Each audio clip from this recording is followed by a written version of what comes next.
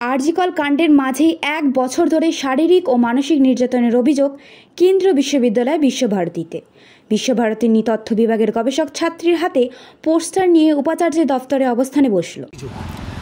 আমার অভিযোগ, আমি 2018 সালে এখানে পিএইচডি অ্যাডমিশন নেওয়ার পর থেকে আমার former supervisor doctor Arnab Ghosh, যিনি অ্যানথ্রোপোলজি ডিপার্টমেন্টের অ্যাসোসিয়েট প্রফেসর, আমাকে নানান রকমভাবে হয়রানি করে চলেছেন এবং সব রকমভাবে আমার পিএইচডির কাজ বন্ধ করার চেষ্টা করেছেন, কেন আমি ওনার কিছু কুপ্রস্তাবে হ্যাঁ করিনি। তাই পরবর্তীকালে আমার সুপারভাইজার চেঞ্জ করারও কথা বলা হয়। এর আগে আমি অনশনেও বসেছি এবং গত অগস্ট মাসে আমি আইসিসিতে হিয়ারিংয়ের পর জানতে পারি যে অর্ণব ঘোষ আমার প্রি সাবমিশন রিপোর্ট অ্যাকাডেমিক্সে জমা করেননি।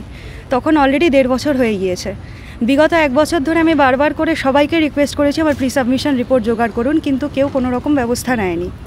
গত জুন মাসে আমি আমার থিসিস সাবমিট করতে আসি এবং সেখানে আমার প্রি সাবমিশন রিপোর্ট নেই, সেই অজুহাতে আমাকে ফেরত পাঠিয়ে দেওয়া হয়। অথচ আমার সাবমিশন ফি অবধি জমা দেওয়া হয়ে গেছে এবং অফিসিয়াল রেকর্ড অনুযায়ী সেই 18ই জুনই হচ্ছে আমার সাবমিশনের ডেট। বর্তমানে তারা প্রি সাবমিশন রিপোর্টও জোগাড় করছেন না এবং ডিপার্টমেন্টে নির্দেশ পাঠান বর্তমান ভাইস চ্যান্সেলর যে ওকে নতুন করে প্রি সাবমিশন করিয়ে সেই রিপোর্ট জমা করা হোক। এবং সেই ডকুমেন্ট যখন ভাইস চ্যান্সেলরের রুমে আসে, তিনি বহুদিন ধরে সেটাকে অ্যাপ্রুভ না করে আটকে রেখেছেন এবং আগামী 19 তারিখ আমার রেজিস্ট্রেশনের ডেট শেষ হচ্ছে, এখনও অবধি সেই তরফে কোনো রিয়াকশান নেই।